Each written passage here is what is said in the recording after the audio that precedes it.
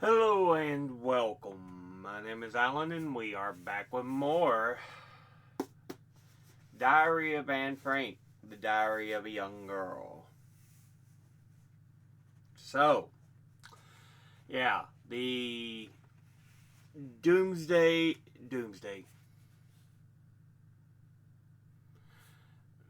the invasion of Normandy has already happened, so they're making their way across France, but things are getting tense because it's not getting any immediately better. Let's jump into this. Friday, June the 16th, 1944. Dearest Kitty, new problems. Mrs. Von Don is at her wits' end. She's talking about getting shot, being thrown in prison, being hanged, and suicide. She's jealous that Peter confides in me and not in her. Offended that Doozle doesn't respond sufficiently to her flirtations, and afraid her husband's going to squander all the fur coat money on tobacco. She quarrels, curses, cries, feels sorry for herself, laughs, and starts all over again. What on earth can you do with such a silly, sniveling specimen of humanity? Nobody takes her seriously. She has no strength of character. She complains to one and all, and you should see how she walks around. Von hinten Laseum, von vorne Museum. Even worse, Peter's becoming insolent. Mr. Von Don irritable, and Mother cynical.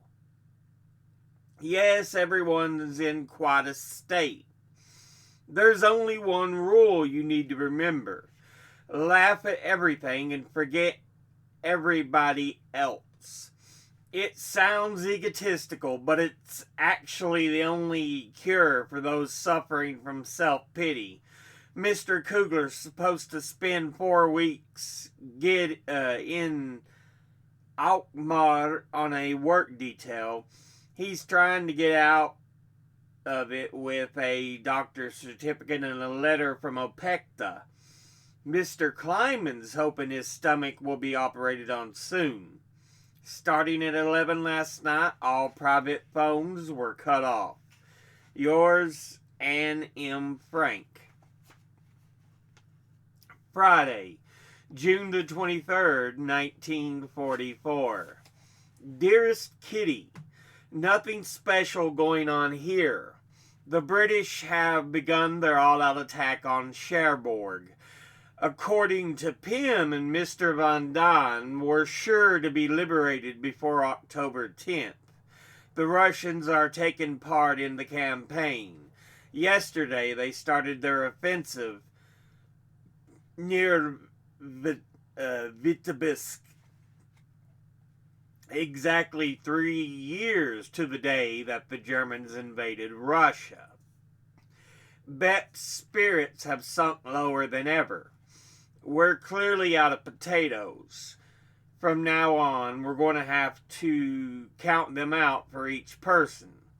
Then everyone can do what they want with them. Starting Monday, Miep's taking a week of vacation. Mr. Kleiman's doctors haven't found anything on the x-rays. He's torn between having an operation and letting the matters take their course. Yours, Anne M. Frank. Tuesday, June the 27th, 1944. My dearest Kitty, the mood has changed and everything's going enormously well. Cherbourg, Vitebsk, and Zlobin fell today. They're sure to have captured lots of men and equipment. 5 German generals were killed near Cherbourg and 2 taken captive. Now that they've got a harbor, the British can bring whatever they want on shore. The Cotentin Peninsula has been captured just 3 weeks after the invasion. What a feat! In the 3 weeks since D-Day, there hasn't been a day without rain and storms, neither here nor in France. But this bad luck hasn't kept the British and Americans from displaying their might. Oh, and how! Of course, the Germans have launched their wonder weapon, but a little firecracker like that won't hardly make a dent, except maybe minor damage in England and screaming headlines in the Kraut newspapers. Anyway, when they realize in Krautland that the Bolsheviks really are getting closer, they'll be shaking in their boots. All German women who aren't working for the military are being evacuated, together with their children, from the coastal regions to the provinces of Groningen, Friesland, and Gelderland. Mussert has announced that if the invasion reaches Holland, he'll enlist. If that fat pig Is that fat pig planning to fight? He could have done that in Russia long before now. Finland turned down a peace offer some time ago, and now the negotiations have been broken off again. Those numbskulls, they'll be sorry. How far do you think we'll be on July the 27th? Yours, Anne M. Frank. Friday, June the 30th, 1944. Dearest Kitty, bad weather from one at a stretch to the 30th of June. Don't I say that well? Oh, yes, I already know a little English. Just to prove it, I'm reading An Ideal Husband with the help of a dictionary. War's going wonderfully. Bobruisk, Mogilev, and Orsha have fallen. Lots of prisoners. Everything's all right here. Spirits are improving. Our super optimists are triumphant. The Von Dons are doing disappearing acts with the sugar.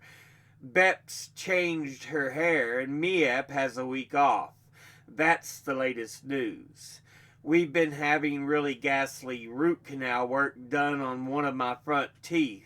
It's been terribly painful. It was so bad Dussel thought I was going to faint, and I nearly did. Mrs. Von Don promptly got a toothache as well. Yours, Anne M. Frank. P.S. We heard from Basel that Bernd played the part of the innkeeper in Mina von Barnhelm. He has artistic leanings, says Mother. Thursday, July the 6th, 1944. Dearest Kitty, my blood runs cold when Peter talks about becoming a criminal or a speculator.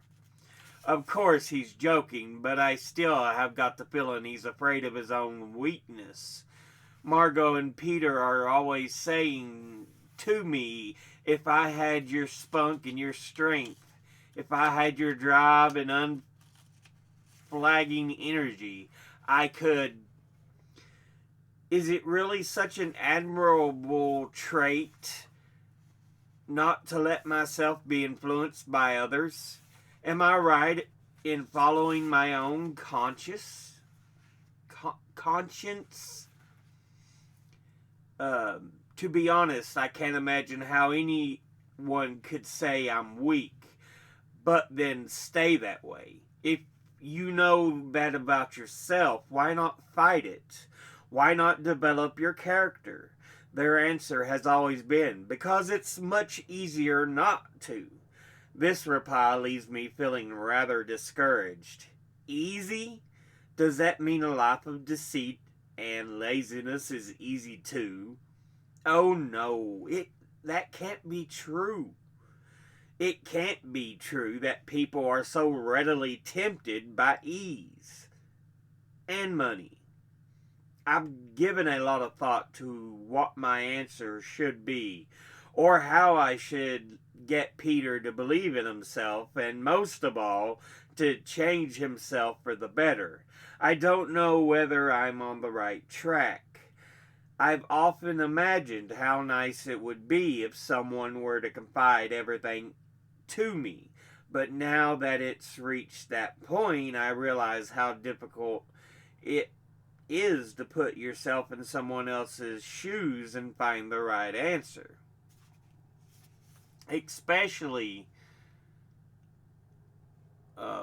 since easy and money are new and completely alien concepts to me.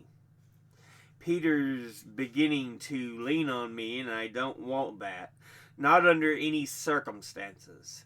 It's hard enough standing on your own 2 feet, but when you also have to remain true to your character and soul, it's harder still. I've been drifting around at sea, have spent days searching for an effective antidote to that terrible word, easy. How can I make it clear to him that while it may seem easy and wonderful, it will drag him down to the depths, to a place where he'll no longer find friends, support, or beauty, so far down that he may never truly rise to the surface again? Well, we're all alive, but we don't know why or what for. We're all searching for happiness. We're all leading lives that are all different and yet the same. We three have been raised in good families. We have the opportunity to get an education and to make something of ourselves. We have many reasons to hope for great happiness, but we have to earn it. And it's something you can achieve by taking the easy way out. Earning happiness means doing good and working, not speculating and being lazy. Laziness may look inviting, but only work gives you true satisfaction. I can't understand people who don't like to work, but that isn't Peter's problem either. He just doesn't have a goal. Plus, he thinks he's too stupid and inferior to ever achieve anything. Poor boy, he's never known how it feels to make someone else happy, and I'm afraid I can't teach him. He isn't religious, scoffs at Jesus Christ, and takes the Lord's name in vain. And though I'm not orthodox either, it hurts me every time to see him so lonely, so scornful, so wretched. People who are religious should be glad, since not everyone is blessed with the ability to believe in a higher order. You don't have to live in fear of eternal punishment. The concepts of purgatory, heaven, and hell are difficult for many people to accept, yet religion itself, any religion, keeps a person on the right path, not the fear of God, but upholding your own sense of honor and obeying your own conscience. How noble and good everyone could be if at the end of each day they were to review their own behavior and weigh up the rights and wrongs. They would automatically try to do better at the start of each new day, and after a while would certainly accomplish a great deal. Everyone is welcome to this prescription. It costs nothing and it's definitely useful. Those who don't know will have to find out by experience that a quiet conscience gives you strength. Yours Anne M. Frank. Saturday, July the 8th, 1944. Dearest Kitty, Mr. Brox was in Beverwyck and managed to get hold of strawberries at the produce auction. They arrived here dusty and full of sand, but in large quantities, no less than 24 crates for the office and us. That very same evening, we canned the first 6 jars and made 8 jars of jam. The next morning, Miep started making jam for the office. At 12:30, the outside door was locked, crates were lugged into the kitchen, and Peter, Father, and Mr. Van Daan stumbling up the stairs. Anne got hot water from the water heater. Margot went for a bucket. All hands on deck. With a funny feeling in my stomach, I entered the overcrowded office kitchen. Miep, Bet, Mr. Kleiman, Jan, Father, Peter, the annex contingent on the supply corps all mixed up together, and that in the middle of the day. Curtains and windows open, loud voices banging doors. I was trembling with excitement. I kept thinking, are we really in hiding?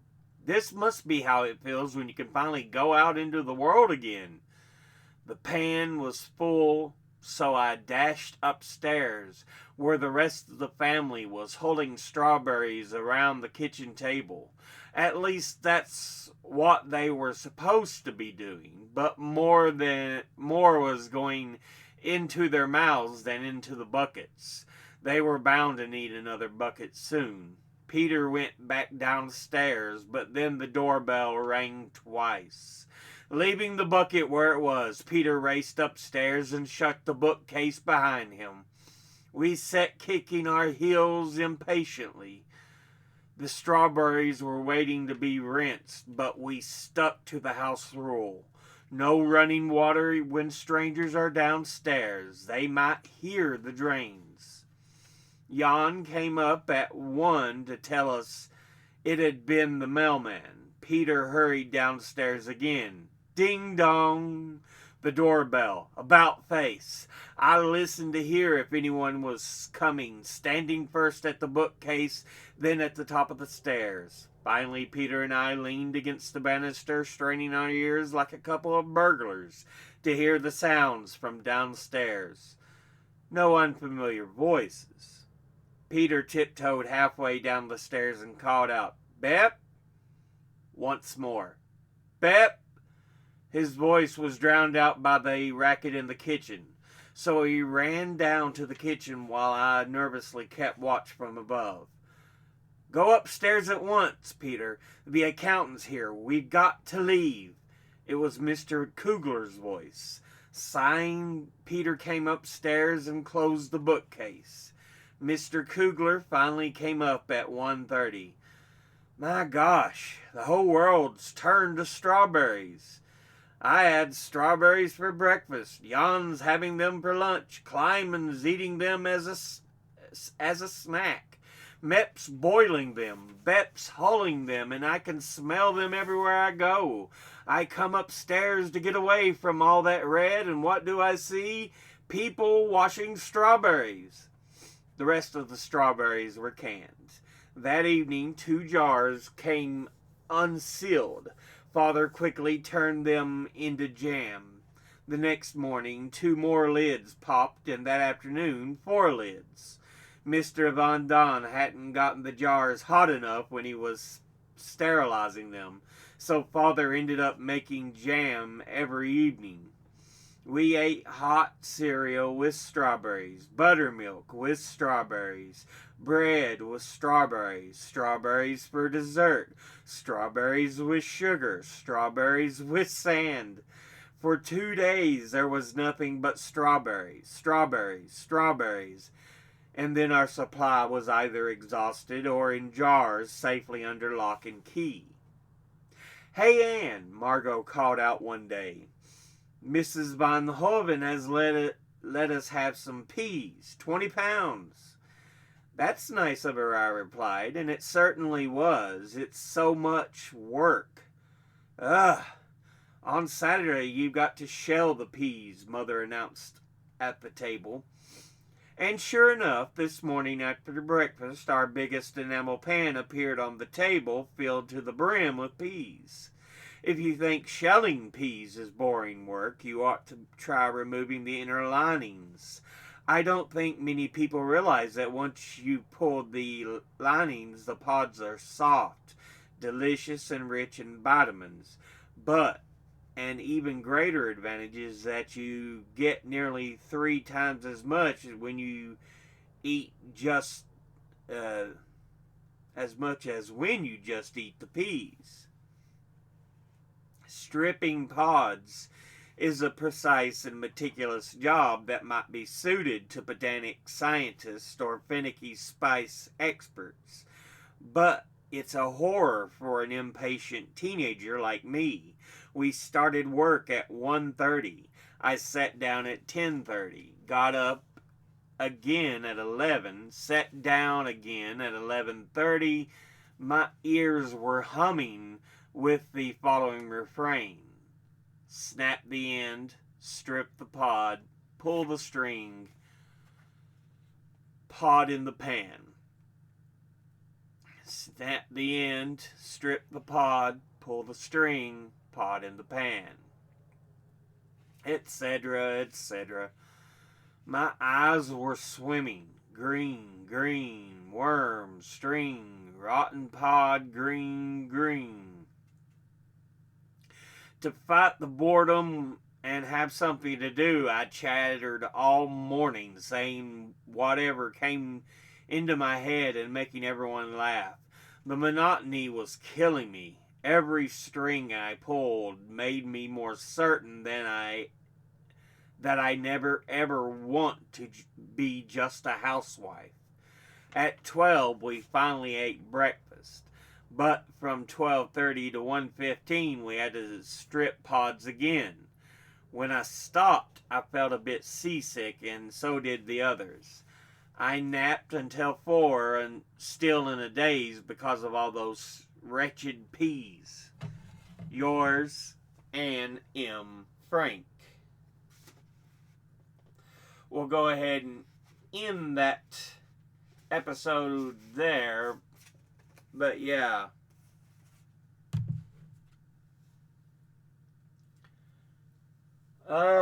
So you get a look at the kind of monotony. It's not just hiding, it's not just keeping hitting, but it's like still trying to survive day to day. They have food, but it's the same food. The same food. The same food.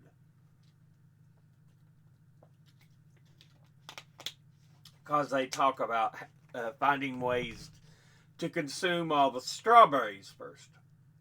Then they get peas, and she talks about having to shell and strip the pods.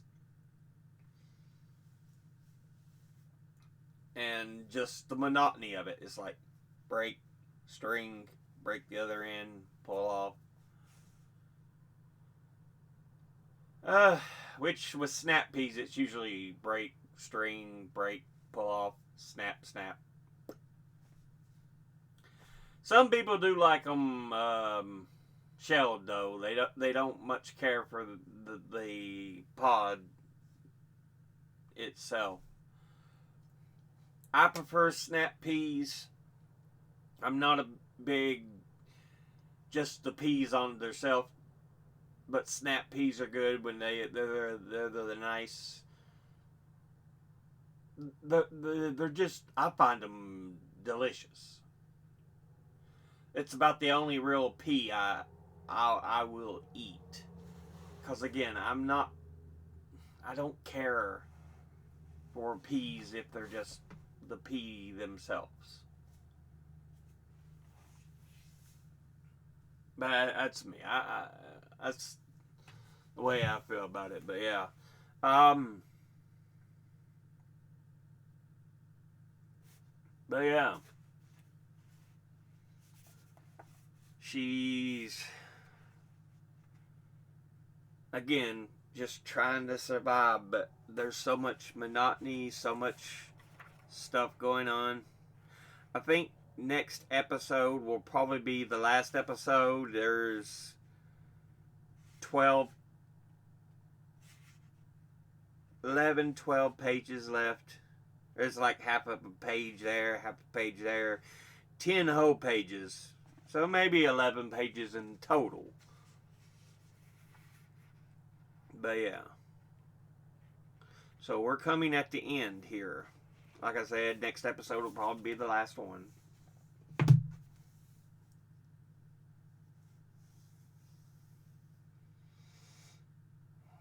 Now, we, as the audience, are aware of what's coming. We know. And even the Franks, Von Dons, and Mr. Dussel, they're well aware of what has been going on. It's why many people did go into hiding.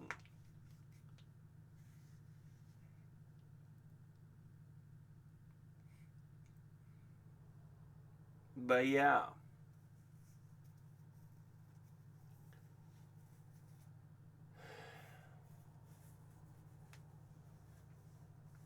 And for them, it's just a matter of we're still trying to exist, still trying to hide, survive. But yeah.